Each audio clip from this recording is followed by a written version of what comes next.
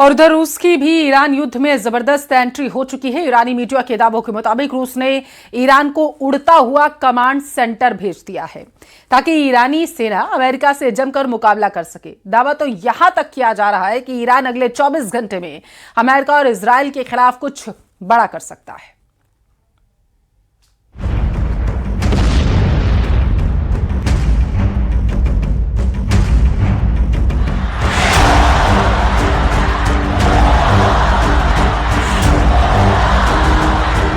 दुनिया के सबसे बड़े तेल रास्ते स्ट्रेट ऑफ हॉर्मुज पर अब न्यूक्लियर साया मंडरा रहा है।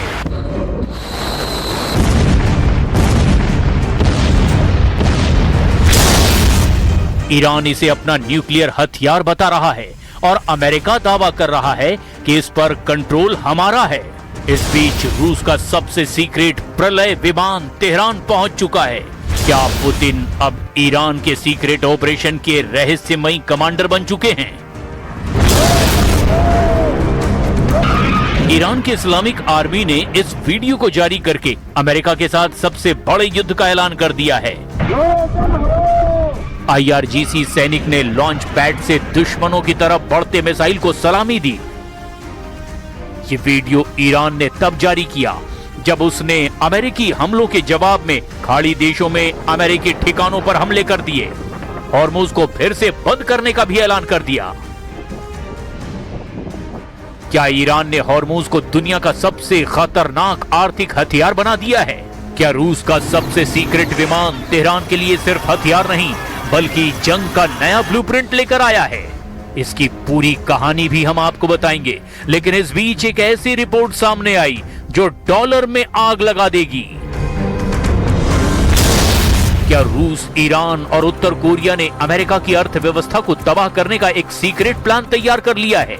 क्रिप्टो लेन देन पर नजर रखने वाली संस्था चेनालिसिस ने खुलासा किया है कि इन 3 देशों ने पिछले साल 10 लाख करोड़ का कारोबार क्रिप्टो करेंसी में किया, मतलब डॉलर के खिलाफ एक पैरेलल इकोनॉमी।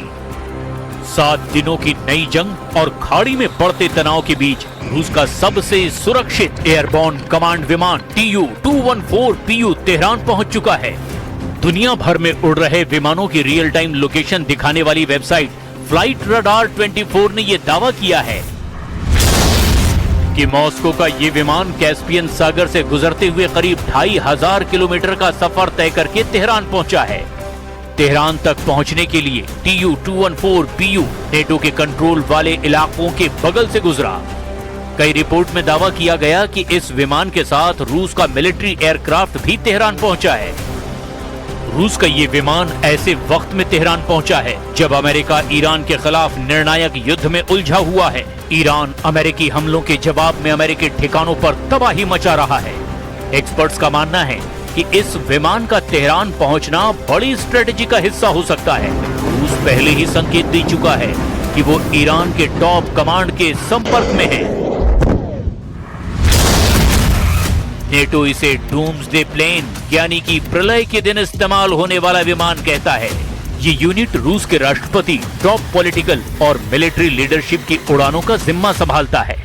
2 इंजन वाले इस विमान की रफ्तार 850 किलोमीटर प्रति घंटा है, जबकि इसके ऑपरेशन की रेंज 6500 किलोमीटर है और फेरी रेंज 10,500 किलोमीटर तक है। ईरान और अमेरिका के बीच जंग हर दिन और ज्यादा भड़कती जा रही है। रविवार को अमेरिका ने ईरान के 140 ठिकानों पर मिसाइल और ड्रोन से हमले किए।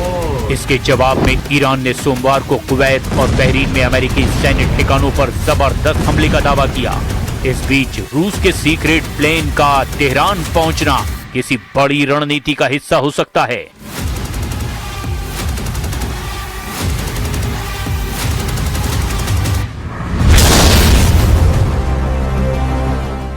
रूस का TU-214 एयरबॉर्न कमांड सेंटर की तरह काम करता है।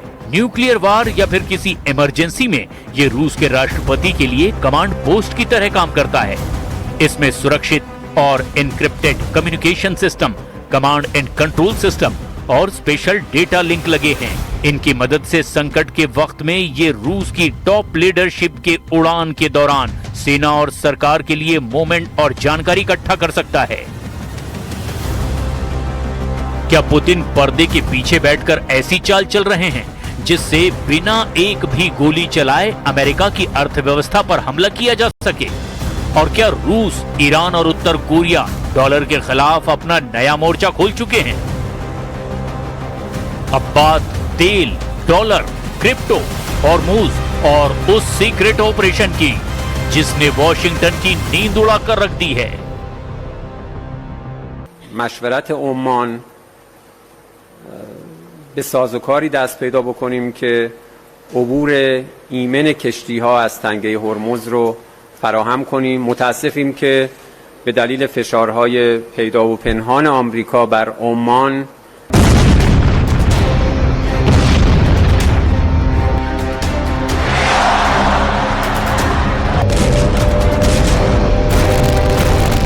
लेकिन इस पूरी जंग का सबसे बड़ा रण क्षेत्र तेहरान, तेल अवीव या वॉशिंगटन नहीं है, बल्कि दुनिया का सबसे संकरा और सबसे कीमती समुद्री रास्ता स्ट्रेट ऑफ हॉर्मुज है। यही वो दरवाजा है जहां से दुनिया की अर्थव्यवस्था हर रोज सांस लेती है। और अगर यही दरवाजा बंद हुआ तो सबसे पहले झटका मिसाइलों को नहीं बल्कि पूरी दुनिया की जेब को लगेगा। हॉर्मुज में सिर्फ जहाज नहीं चलते, यहां हर घंटे अरबों डॉलर की अर्थव्यवस्था गुजरती है। इसीलिए ईरान बार बार कहता है अगर उस पर हमला हुआ तो सबसे पहले स्ट्रेट ऑफ हॉर्मुज की कीमत पूरी दुनिया चुकाएगी। लेकिन सवाल यह है, क्या ईरान सचमुच हॉर्मुज को बंद कर सकता है या फिर अमेरिका का 5वां बेड़ा ऐसा होने ही नहीं देगा? दोनों देशों के बीच समझौता खत्म होने के बाद 6 बार एक दूसरे पर हमले हो चुके हैं। ज्यादातर हमले फारस की खाड़ी और स्ट्रेट ऑफ हॉर्मुज के आसपास हुए हैं। अमेरिका ईरान पर हमले इसीलिए कर रहा है क्योंकि वो हॉर्मुज में IRGC की ताकत को कमजोर करना चाहता है, जबकि ईरान का दावा है कि MOU के आर्टिकल 5 के मुताबिक हॉर्मुज पर कंट्रोल उसका है। लेकिन दोनों तरफ से ताबड़तोड़ मिलिट्री एक्शन के बाद समझौता कमजोर होता चला गया। डील में दोनों ने एक दूसरे पर हमले रोकने की बात कही थी, लेकिन हॉर्मुज को लेकर दोनों एक दूसरे से फिर उलझ गए। और जिस तरह से दोनों के बीच युद्ध छिड़ा हुआ है, ऐसे में बातचीत और कूटनीति की गुंजाइश खत्म दिखाई दे रही है।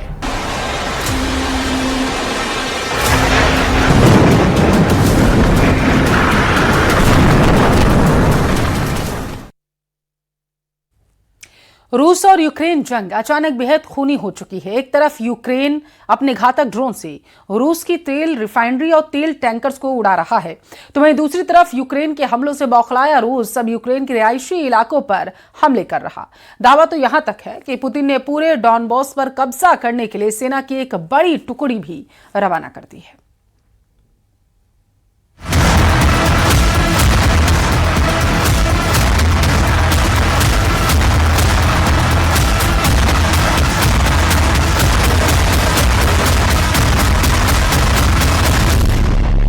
फूंक डाले रूसी तेल ठिकाने, पुतिन ने उड़ाया मिसाइल गोदाम।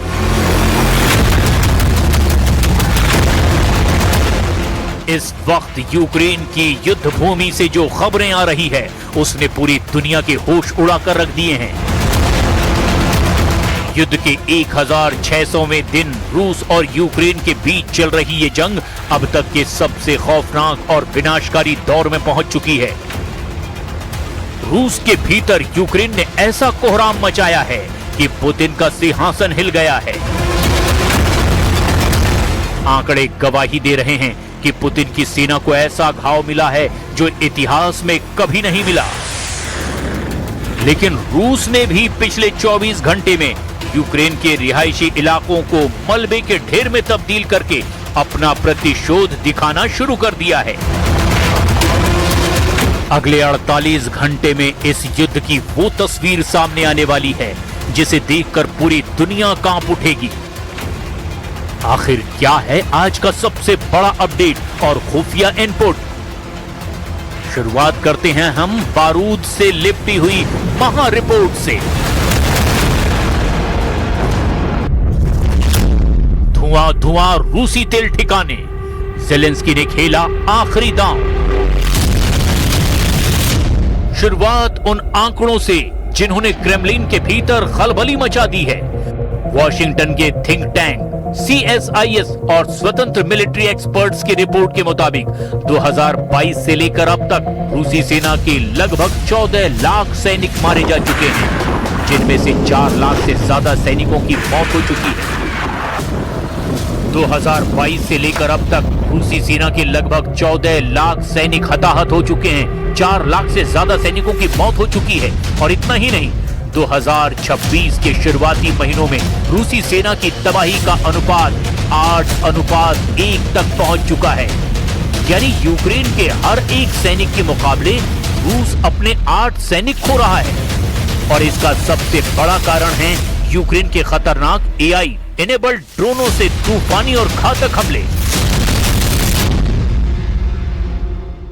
Тешит себя глубочайшим заблуждением о возможности нанесения стратегического поражения нашей страны. Поэтому это коалиция заблуждающихся и коалиция подстрекающих войну.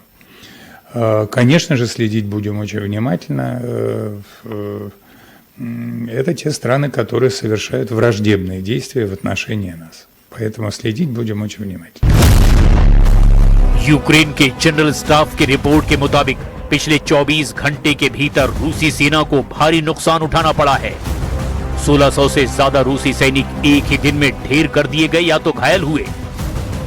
1734 से ज्यादा रूसी मिलिट्री ड्रोनों को यूक्रेन ने मार गिराया है।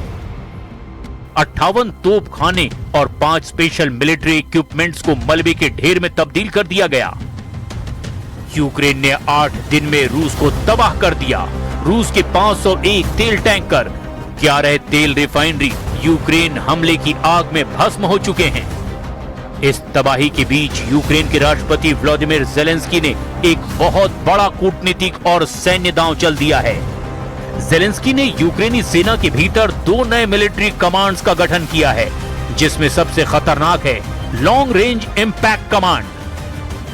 इस कमांड का एकमात्र मकसद है रूस के एनर्जी सेक्टर और तेल रिफाइनरियों को चुन चुन कर पूरी तरह से तबाह कर देना। रूस के भीतर यूक्रेन का एयर इनहिबिशन वॉरफेयर शुरू हो चुका है। साइबेरिया और टैगानरोग में यूक्रेन के ड्रोनों ने सीधे साइबेरिया के भीतर घुस करके रूस की रिफाइनरी को उड़ा दिया। वहीं सी ऑफ अज़ोव में यूक्रेन ने रूसी जहाजों और मेथनॉल ले जा रहे टैंकर पर ऐसा हमला किया कि वहां रूसी नौसेना के जहाजों की आवाजाही में 55% की भारी गिरावट आई है। इधर नेटो देशों की खुफिया एजेंसियों AIVD और MIVD ने एक खौफनाक खुलासा किया है। क्रेमलिन के हैकर्स ने पूरे यूरोप और नेटो देशों के उन सिविलियन कैमरों को हैक कर लिया है जो मिलिट्री इक्विपमेंट ले जाने वाले रास्तों पर लगे हैं। यानी पुतिन को घर बैठे पता चल रहा है कि नेटो के कौन से हथियार यूक्रेन भेजे जा रहे हैं। अमेरिकी पैट्रियट के जाल में रूस, यूक्रेन बॉर्डर पर मारा सुखोई 35 जेट। यूक्रेन के इस हमले से बौखलाए रूस ने तय कर लिया कि यूक्रेन से बातचीत नहीं, सिर्फ बारूदी हमलों से बात होगी। सुखोई 35 का मारा जाना रूस के लिए एक बहुत बड़ा नुकसान है और रूस की साख पर बड़ा बट्टा भी है। आइए आपको बताते हैं कि बॉर्डर पर हुए इस रोंगटे खड़े कर देने वाले मुकाबले की इनसाइड स्टोरी आखिर क्या है। रूस की वायुसेना का सुखोई 35 जेट यूक्रेन के अग्रिम मोर्चों पर गाइडेड बम बरसाने के लिए सीमा के बेहद करीब उड़ान भर रहा था। रूस को भरोसा था कि उसका यह एडवांस जेट यूक्रेन के पुराने रडारों को चकमा दे देगा, लेकिन रूस ये भूल गया कि यूक्रेन के बॉर्डर पर इस वक्त अमेरिका का सबसे advance air defence system patriot PAC-3 मुस्तैद है और वो लगातार हमला करने वाले रूसी जेट पर आंख जमाए बैठा है। जैसे ही सुखोई 35 ने यूक्रेन की सीमा के पास डेंजर जोन में एंट्री की, पैट्रियट के रडार ने उसे ट्रैक कर लिया। बिना एक सेकंड गंवाए यूक्रेनी डिफेंस क्रू ने पैट्रियट का बटन दबाया। आसमान में कान फोड़ देने वाली आवाज गूंजी और मैक 4 से ज्यादा की रफ्तार से पैट्रियट मिसाइल सुखोई 35 की तरफ बढ़ती चली गई। रूसी पायलट ने मिसाइल को छकाने के लिए प्लेयर्स छोड़े, हवा में गोता लगाया, लेकिन पैट्रियट के अचूक रडार लॉकिंग से वो बच नहीं सका